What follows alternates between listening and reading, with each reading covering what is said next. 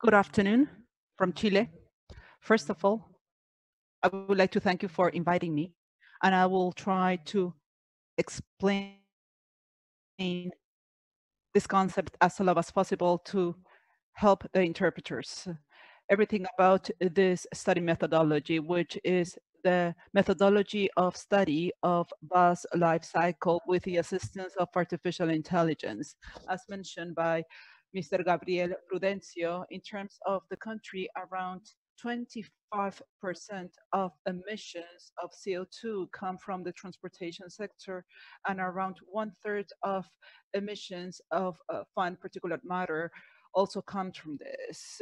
The transport sector is oil-based. In addition to that, and based on that, Chile has proposed for the year 2040 to have a 100% electrical bus fleet. As you can see on the picture on my slide, this corresponds to a news article. So what encouraged us to carry out this study? Well, we wanted to know whether the technology of electrical fleet is comparable to the Euro 6 technology of diesel run buses, because most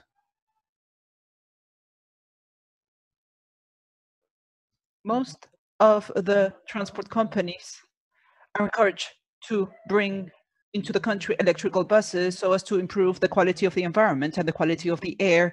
So in that regard, we ask ourselves the following question.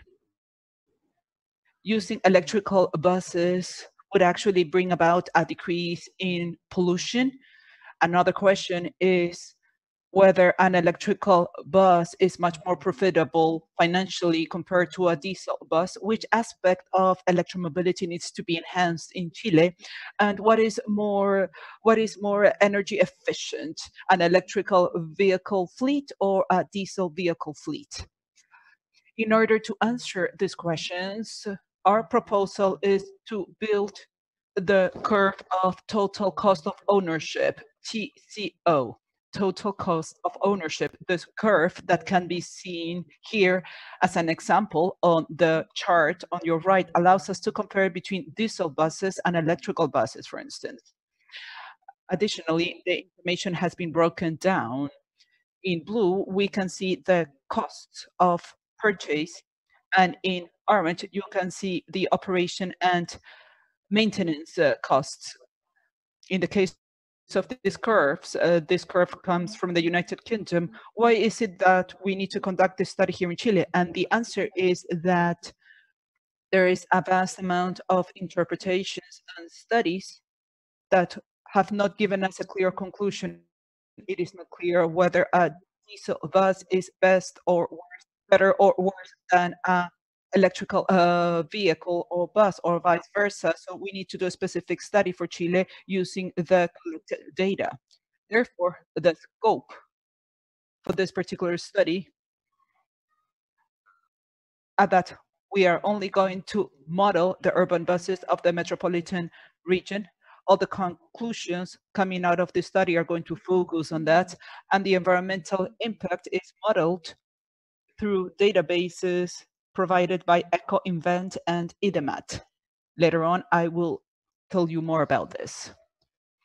So in order to carry this out, we need to economically model the TCO curve. And this can be seen graphically in the chart on your right and in the equation that you see below. Now, how can we model this? We do this by using a methodology called life cycle total costs. This methodology allows us to obtain the costs and benefits of an asset, in this case, the buses, throughout the life cycle phase, from the manufacturing, going through the use phase up to the end of its life, end of life phase. This model has a number of parameters, as you can see from the slide, several parameters indeed.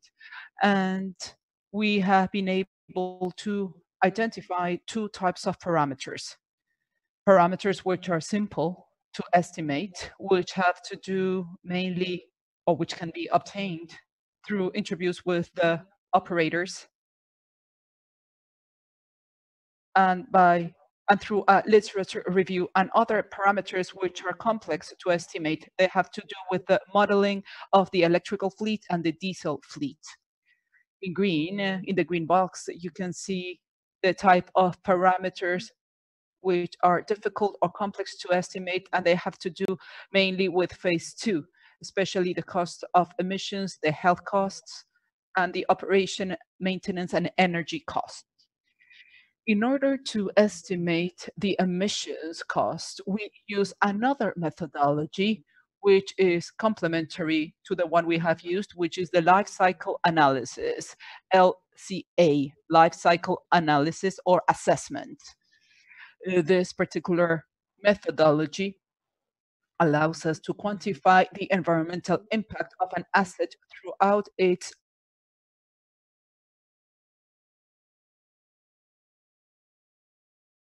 impact from the stage of manufacturing, extraction of raw material, recycling, final disposal, or end of life phase.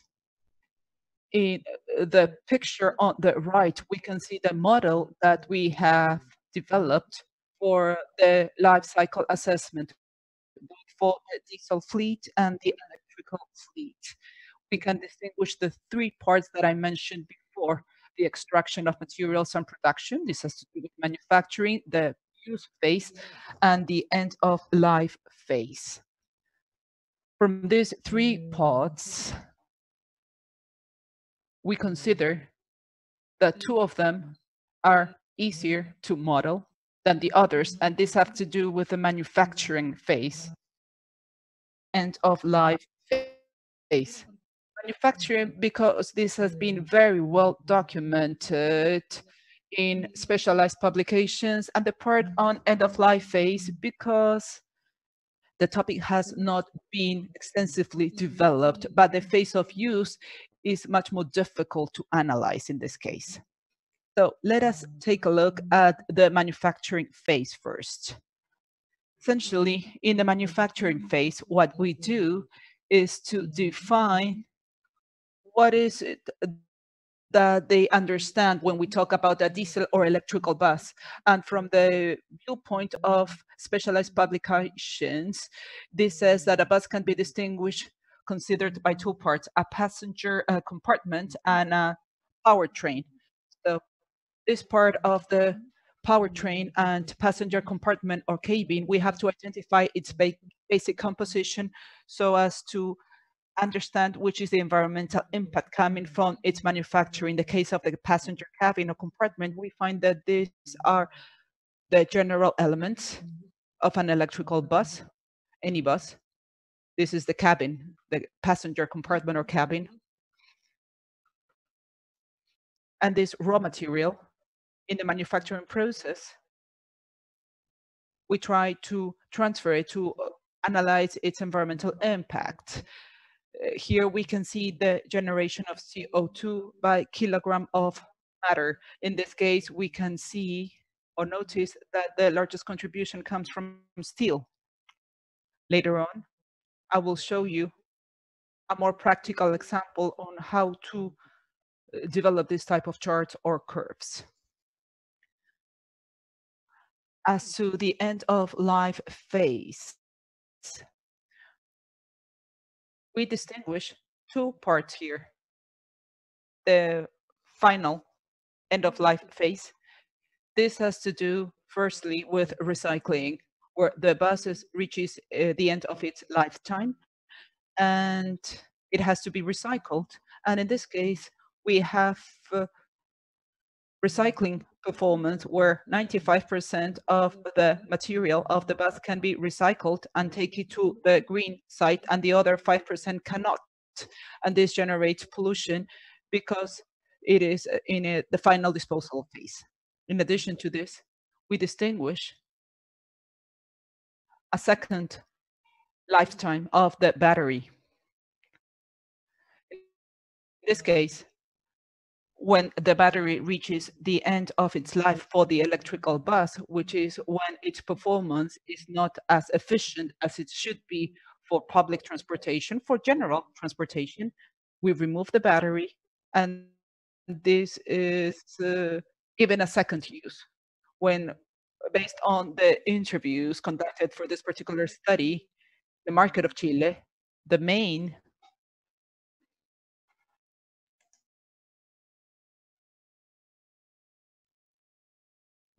second life of these batteries is to assist in electrical transmission of remote cities. Here we cannot see the basic makeup of the main types of lithium-ion batteries. Sorry, here we can see the main elements of the lithium-ion batteries.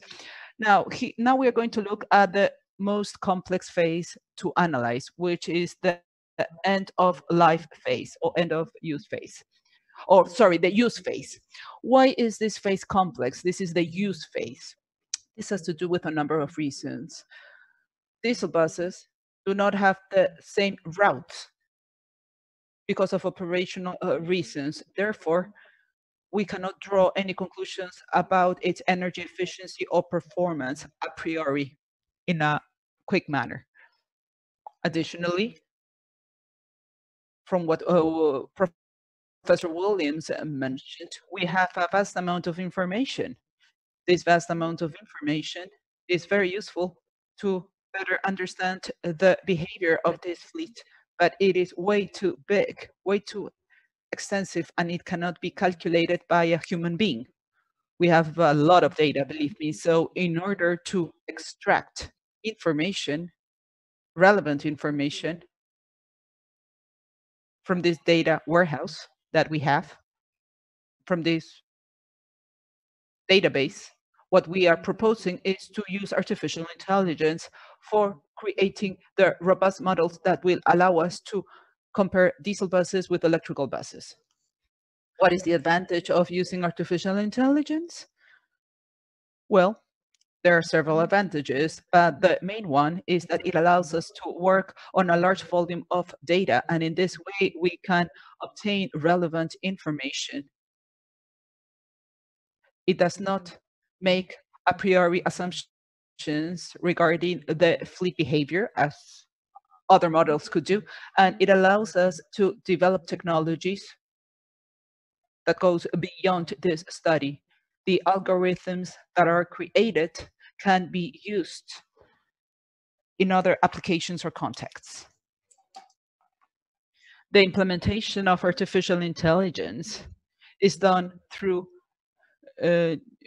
neural network algorithms.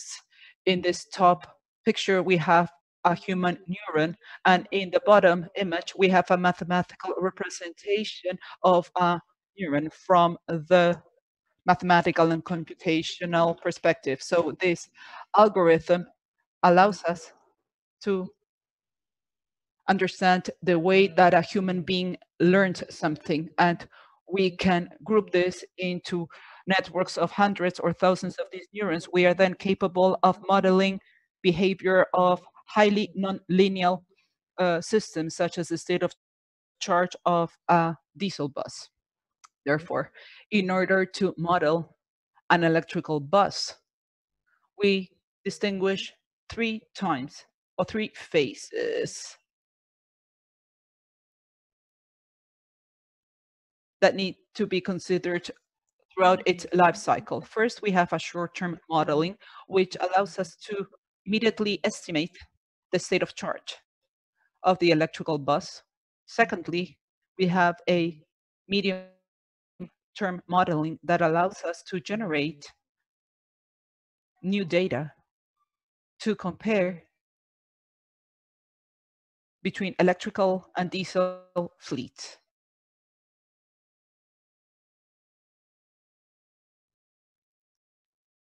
So we can model the behavior in electrical fleet in routes that are not currently being used. Finally, we have a long-term modeling, which has to do with degradation. Let us first look at how we model the state of charge in the short term.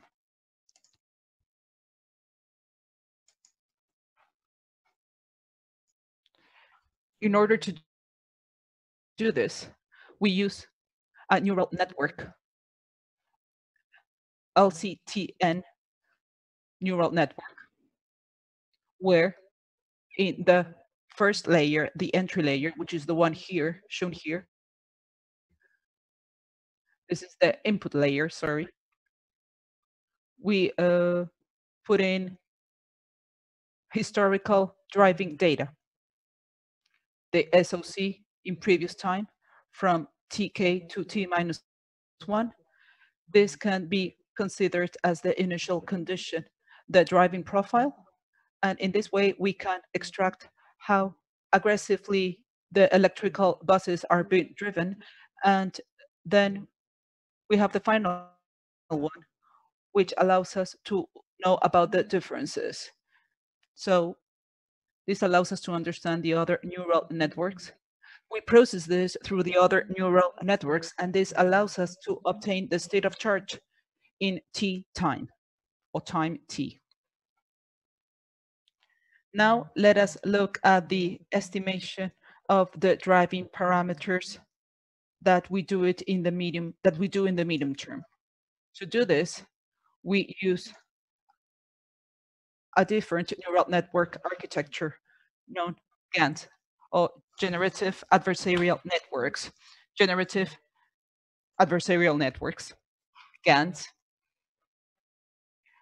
which are made up by two neural networks, a generative network and a discriminating network.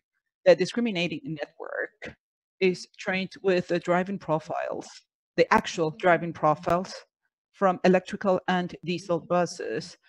And this is capable of distinguishing whether a driving profile is real or false. And the generative network is trained with the altimetry of the route that we are planning to model, and with a stochastic noise that allows us to generate variability. So the generative network tries to generate new data, and these are transferred to the discriminating network, and this discriminating network decides on whether this is false or true. When this algorithm converges is when the generative network can trick the discriminating network, and in this way we are generating new data with a high correlation with the actual data, the real data, and this is used to model the behavior in the medium term of a diesel bus, electrical bus outside its comfort zone. Finally, we do an estimation of degradation. The estimation of degradation, we do it to networks, and we use the data that were published in the paper on data-driven prediction of battery cycle life before capacity degradation, published in Nature Energy in March 2019. It contains a very large database of degradation of batteries. So with this database, we are capable of calculating how many life cycles are left in the battery in terms of its use parameters. And this information is taken to or applied to the Chilean context. So how can we engage? How do we incorporate all these concepts of artificial intelligence into the life cycle assessment? These algorithms on artificial intelligence that we have analyzed allow us to better understand the energy consumption of both diesel and electrical buses. So if we know how many megajoules an electrical buses consume, those megajoules of energy can be transformed into environmental impact by modeling the Chilean energy grid, since electrical buses currently consume the energy from the Chilean electrical grid. So here we can see a graphic representation of the components of the energy grid of Chile. And this can be modeled based on the life cycle assessment or analysis. So on this table, we see the resources, which are carbon, natural gas, oil, hydrogen. So hydropower, he corrects himself, biomass, wind, solar, and geothermal. And the corresponding percentages in the energy grid. And this is modeled by using the databases of Erkenvent and IDAMAT that have been quoted here on this column. And in this way, we weight this and we can obtain the environmental impact categories that can be seen here. But for each megajoule occupied, so we can transform megajoules into generation of CO2, for instance. So for every megajoule occupied in the energy grid, we would have around 0.1443 of CO2 generated. So in this way, we can generate this type of curves, which are similar to the ones I showed before, but for the particular case of an electrical vehicle. And we can see that the main contribution of pollution or contamination of kilograms of CO2 from the Chilean energy grid comes from the generation of electricity through coal from a hydropower plant. So how do we couple all of this? How do we incorporate everything related to life cycle assessment, artificial intelligence, algorithms, and how do we relate this to the economic analysis or the costs? Well, what we have used are the environmental costs, which have been tabulated and can be seen here on this table, and they have been developed by the University of Delft. So we transform environmental impact categories, costs, and we can add this into our initial equation, which was the TCO equation. So in terms of partial results, in terms of artificial intelligence, here we have an example of an SOC evolution, the state of charge evolution of an electrical bus during a run or drive of 30 minutes that was extracted randomly. So we trained our artificial intelligence model and we were able to obtain very good results. In blue, you can see the data that were measured and can be found in the database, and in orange, you can find the data that were calculated by an algorithm.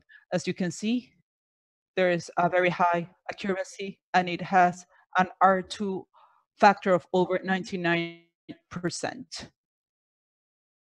I cannot say this accurately, but we can say that we have 99% of accuracy to predict the SOC of buses, which is quite an impressive result.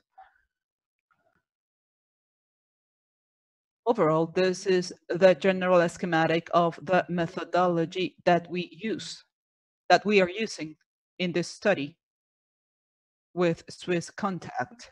And currently, we are at this phase.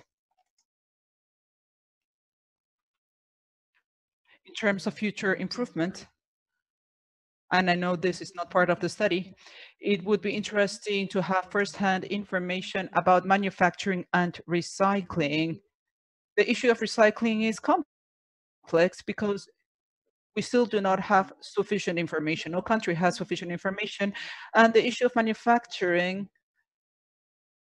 has to do with the fact that the companies manufacturing electrical vehicles are quite reluctant to share their information about processes. On the other hand, the impact that this study has is that the TCO curve that is going to be generated and the report curve will allow us to make decisions around political policies for implementing electromobility in Chile, particularly electrical buses. The methodology can be applied to other contexts of Latin America. And in addition, all the artificial intelligence that is being developed or that is under development can be used in political activities and fleet analysis at the business level. Here are some quotes that I have used for this presentation. Thank you very much. Finally, I would like to say that the final results can be found in the final report that has been drafted and in the papers that will be published soon. Thank you very much.